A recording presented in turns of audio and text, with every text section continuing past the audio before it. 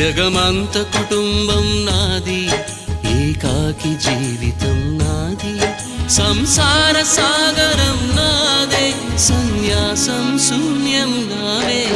జగమంత కుటుంబం నాది, ఏకాకి జీవితం నాది.